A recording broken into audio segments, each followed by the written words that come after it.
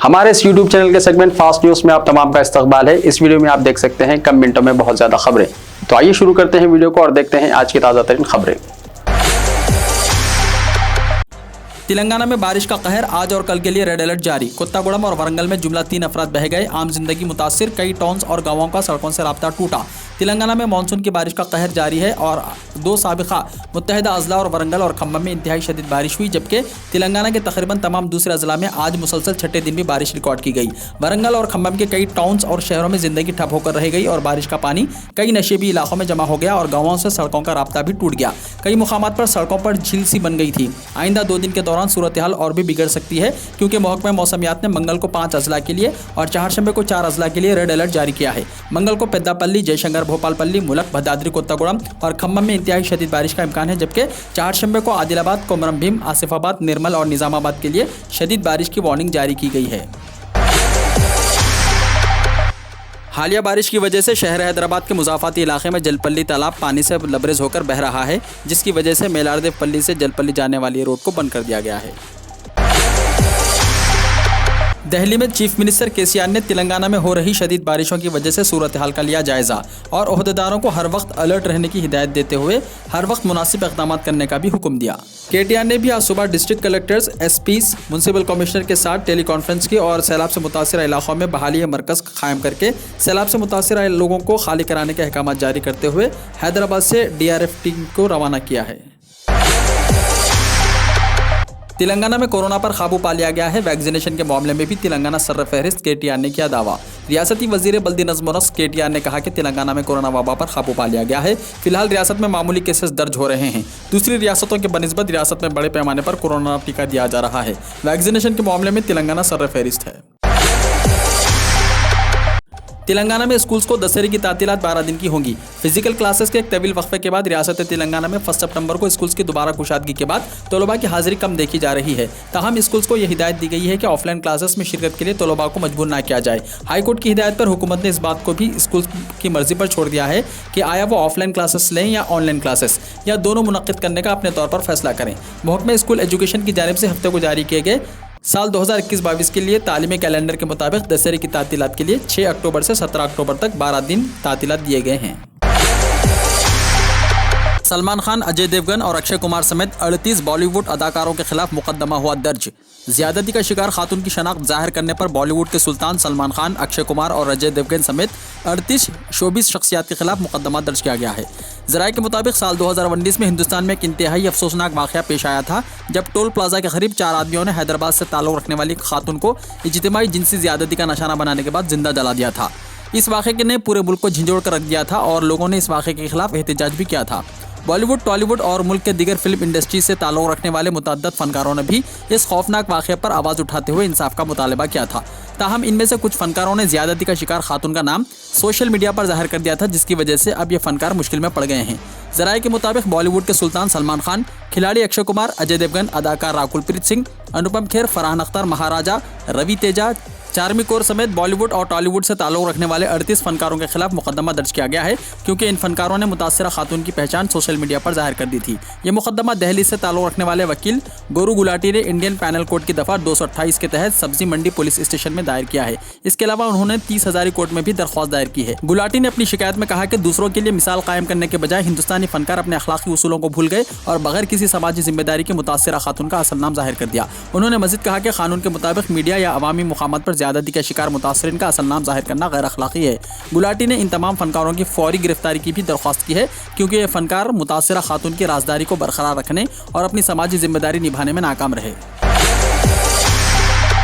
मध्य प्रदेश में बढ़ रहे हैं डेंगू के मरीज। मध्य प्रदेश में कोरोना वायरस वबा के बाद अब डेंगू ने दस्तक दे दी है। रियासत में मुसलसल इसके मरीजों की तादाद बढ़ रही है। रियासत के अहम शहरों भोपाल, इंदौर, जबलपुर और ग्वालियर में मुसलसल इसके मरीज सामने आ रहे हैं। महकमा सेहत अब कोरोना के बाद डेंगू से लोगों को बचाने में मसरूफ हो गया है। दरअसल रियासत के मुख्तलिफ हिस्सों में कभी बारिश और कभी धूप की वजह से मच्छरों की तादाद मुसलसल बढ़ना भी इसकी वजह मानी जा रही है। कोरोना के बाद भोपाल में डेंगू का कहर बढ़ता जा रहा है। पीर को 12 मरीज मिले, ये इस साल में एक दिन में सबसे ज्यादा तादाद है। चिकनगुनिया के 4 मरीज मिले हैं। अब तक मिले मिले मरीजों में 40 का निजी और सरकारी अस्पतालों में इलाज चल रहा है। महकमे सेहत के अफसरों ने बताया कि डेंगू के सबसे ज़्यादा मरीज साकेत नगर, बाग, सिविनिया, कोटरा में मिल रहे हैं। तकरीबन 10% घरों में लार्वा मिल रहा है। इसके बाद भी नगरम की तरफ से मकान मालिकान पर जुर्माना नहीं किया जा रहा है। बीजेपी एमएलए ने बिहार असेंबली में हनुमान चालीसा पढ़ने के लिए जगह मांगी। जेडीयू एमएलसी ने कहा फिरकावारियत मत फैलाएं। झारखंड कानून साज असेंबली में नमाज पढ़ने के लिए कमरा देने के बाद मुल्क में सियासत तेज हो गई है।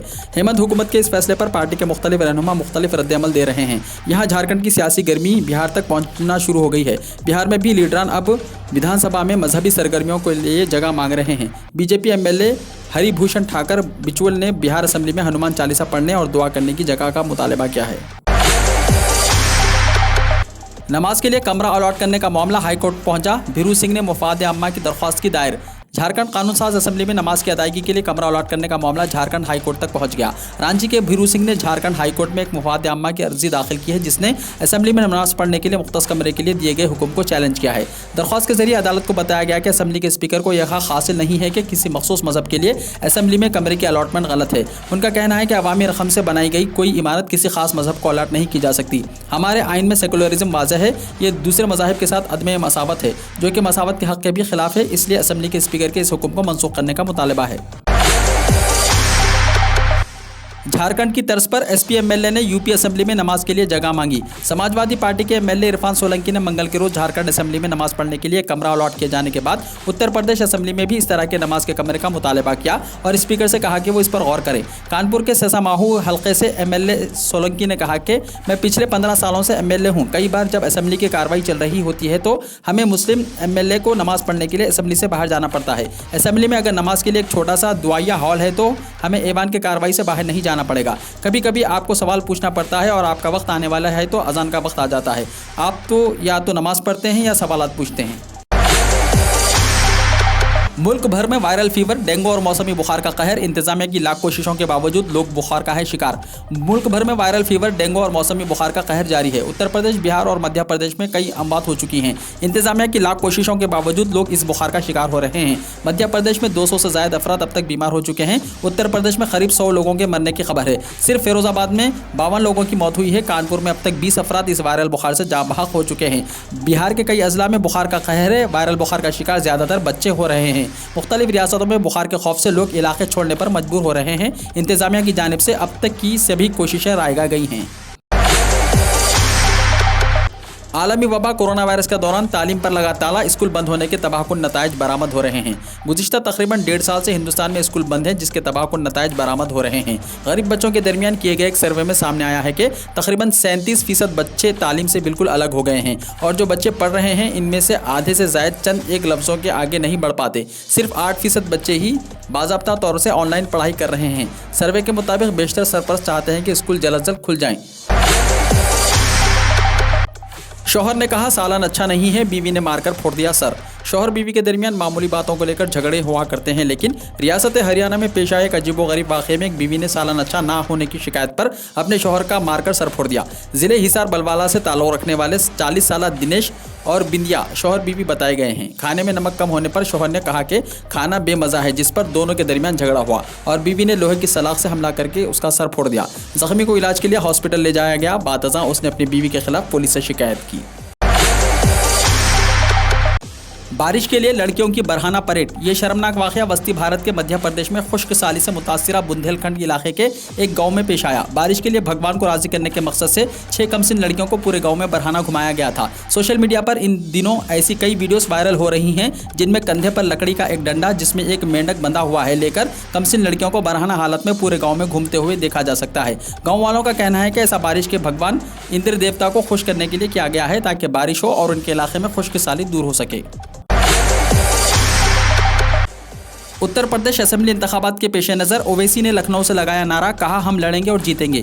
AIMIM के सरबराह असदुद्दीन ओवैसी साल 2022 के उत्तर प्रदेश असेंबली इंतखाबात के पेश नज़र अपने 3 रोज़ा रियासती दौरे पर आज पहुंचे हैं। अगरचे अयोध्या के संतों ने ओवैसी के इस दौरे के खिलाफ अपना एहतजाज दर्ज कराया था, लेकिन जैसे ही वो उत्तर प्रदेश पहुंचे ओवैसी ने आइंदा असेंबली इंतखाबात में मुसलमानों की जीत का दावा किया। ओवैसी ने लखनऊ से नारा लगाया और कहा, हम इलेक्शन लड़ेंगे और जीतेंगे, हम किसी के एजेंडे पर अमल नहीं करते। इस बार यूपी का मुसलमान जीतेगा। यूपी में मुसलमानों की हालत अबतर तैयार है। इसने 60 सालों से दूसरों को जिताया है, अब वो खुद जीतेगा। और दूसरी जमातें यहाँ इलेक्शन लड़कर पेट में दर्द क्यों कर रही हैं? हम 100 सीटों पर इलेक्शन लड़ेंगे। बीजेपी को कई मजीद झटके देने की तैयारी में तृणमूल 24 अरकान असेंबली राब्ते में। मगरबी बंगाल में बीजेपी को एक के बाद दिगरे कई झटके दे चुकी तृणमूल कांग्रेस आगे मजीद झटके देने की तैयारी में जुटी हुई है। ऐसी खबरें तो पहले से ही ये सामने आती रही हैं कि बीजेपी के कई अरकान असेंबली लीडरान और कारकुनान पार्टी से मायूस हैं और तृणमूल कांग्रेस का दामन थामना चाहते हैं। लेकिन तृणमूल कांग्रेस ने भी साफ कहा हुआ है कि तृणमूल छोड़कर बीजेपी में जाने वाले लीडरान अब अगर वापस तृणमूल में शामिल होना चाहते हैं तो इन्हें इसका मौका मिलेगा, लेकिन जिन्होंने पार्टी को धोखा दिया है उन्हें वापसी का मौका नहीं दिया जाएगा।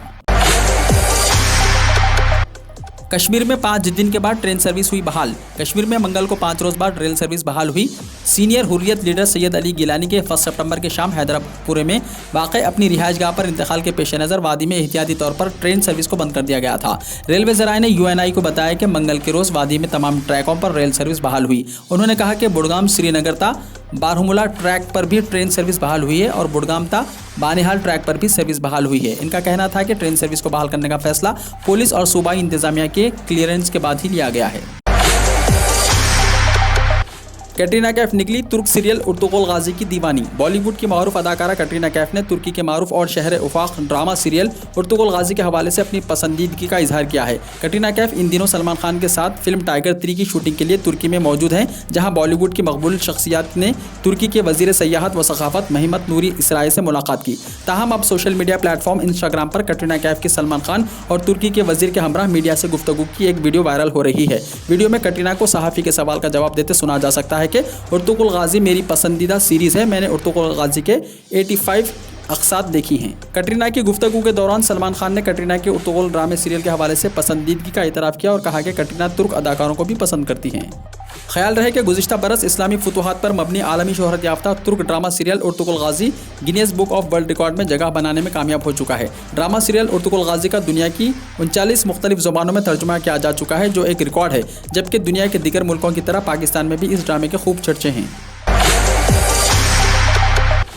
नागपुर पहुंची कोरोना की तीसरी लहर। वजीर नितिन रावत ने कहा जल्द होगा पाबंदियों का ऐलान। कोरोना वायरस की तीसरी लहर ने महाराष्ट्र के नागपुर में दस्तक दे दी है। रियासती काबीना के वजीर नितिन रावत ने पीर को ये जानकारी दी। इन्होंने ये बात शहर में लगातार 2 दिन से मिलने वाले इन्फेक्शन केसेस की वजह से कही। कोविड-19 वबा की पिछली दिनों लहरों में महाराष्ट्र सबसे ज्यादा मुतासिर रियासत थी। दूसरी लहर से बाहर निकलने के दौरान ही वजीर आला उद्धव ठाकरे ने रियासत में तैयारियों के बारे में बात की थी। हाल ही में उन्होंने तीसरी लहर के हवाले से एक इंतबाह भी जारी किया। रियासती काबीना के वजीर नितिन रावत ने हाल ही में अफसरान के साथ जायजा मीटिंग की थी। उन्होंने इशारा दिया है कि मुकामी इंतजामिया जल्द ही इन्फेक्शन की रफ्तार को रोकने के लिए पाबंदियों का ऐलान कर सकती है। इस मीटिंग में रेवेन्यू, पुलिस और सेहत समेत कई सरकारी महकमों के सीनियर अफसरान मौजूद थे। सहाफ़ियों से बातचीत करते हुए वजीर मौसूफ ने कहा कि तीसरी लहर शहर में अपना कदम जमा चुकी है, क्योंकि इन्फेक्शन के मामला 2 दिनों में 2 हिस्सों में देखे गए हैं।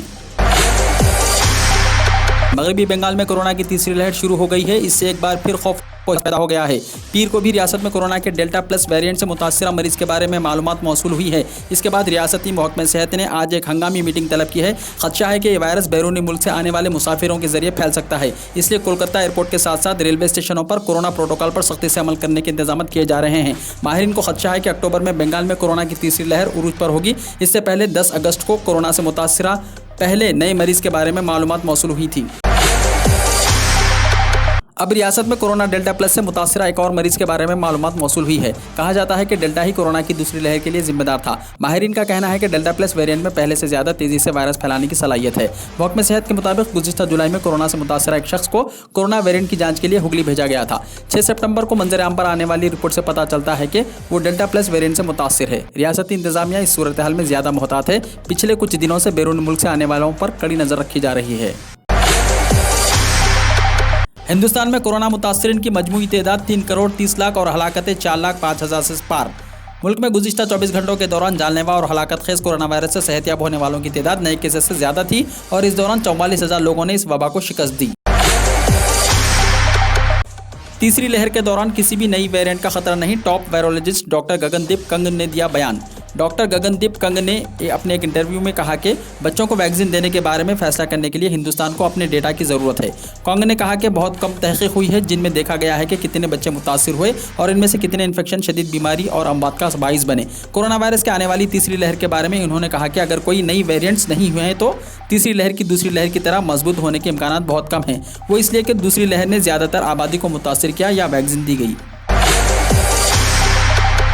मास्क ना लगाने पर तकरीबन 2.5 लाख लोगों को चालान। कोरोना वायरस की दूसरी लहर के पेश नज़र हुकूमती हिदायत को नज़रअंदाज करके कौमी राजधानी दिल्ली में मास्क के बगैर घूमने वाले तकरीबन 2.5 लाख लोगों के चालान काटे गए। दिल्ली पुलिस ज़राए ने मंगल को बताया कि 6 सितंबर को मास्क ना लगाने पर 1031 लोगों का चालान किया गया। इसके साथ ही कोरोना वबा की दूसरी लहर के दौरान 19 अप्रैल से 6 सितंबर तक मास्क पहनने की हिदायत की खिलाफ वर्जी के लिए 2,46,770 अफराद कसूरवार पाए गए और इसके लिए इन पर जुर्माना आयद किया गया। कोरोना फैलाने पर एक शख्स को 5 साल की कैद। वियतनाम में एक शख्स को कोरोना वायरस फैलाने पर 5 साल की कैद की सज़ा सुनाई गई। ज़राए के मुताबिक लीबॉन्ट्री नामी शख्स ने घर में कुर्तनियाँ करने के कानून की खिलाफ वर्जी की, जिसके बाद इन्हें लोगों में खतरनाक बीमारियां फैलाने पर सज़ा सुनाई गई। वियतनाम में सूबाई पीपुल्स कोर्ट की वेबसाइट पर मौजूद रिपोर्ट में बताया गया कि मज़कूरा शख्स मुल्क में कोरोना वायरस के मुतासरा इलाके हो ची मन सिटी से अपने आबाई सूबे का माऊ गया, जिसकी वजह से वो कोरोना वायरस मजीद फैलने की वजह बना। अमेरिका में कोरोना वायरस के मामले 4 करोड़ से भी पार। अब तक 6,48,935 अफराद हुए हलाक। अमेरिका की एक यूनिवर्सिटी जॉन हॉपकिंस यूनिवर्सिटी ने दिया ये बयान। काबुल में पाकिस्तान की मौत के नारे लगा रहे थे मुजाहिरीन, तालिबान ने बरसाई गोलियां। अफगानिस्तान की राजधानी काबुल में तालिबान के जुल्म और बर्बरियत का चेहरा एक बार फिर से उजागर हुआ है। यहाँ पाकिस्तान मुखालिफ रैली में जमा हुई भीड़ को तितर बितर करने के लिए तालिबानी जंगजुओं ने फायरिंग कर दी। हालांकि इस गोलीबारी में किसी के नुकसान की कोई खबर फिलहाल नहीं है। आतिशी गुब्बारों के जवाब में गजा पर इसराइल के फ़िज़ाई हमले। इसराइल ने पीर की रात को गजा पर फ़िज़ाई हमले किए हैं। इसराइली फ़ौज का कहना है कि ये हमले हमास की तरफ से इसराइली इलाके में भेजे जाने वाले आतिशी गुब्बारों के खिलाफ जवाबी कार्रवाई के तौर पर किए गए हैं। इसराइली फ़ौज ने एक बयान में हमास पर इल्ज़ाम लगाया कि इसने अपने कंट्रोल वाले इलाके गजा से इसराइली इलाके में आतिशी गुब्बारों से हमले किए थे। इन हमलों के खिलाफ जवाबी कार्रवाई करते हुए हमास की मुख्तलिफ तनसीबात को निशाना बनाया गया। वीडियो को लाइक शेयर कीजिए और हमारे इस YouTube चैनल को सब्सक्राइब करते हुए इसके बेल आइकॉन को भी प्रेस कर लीजिए ताकि हर आने वाली वीडियो का नोटिफिकेशन सबसे पहले आपको मिलता रहे।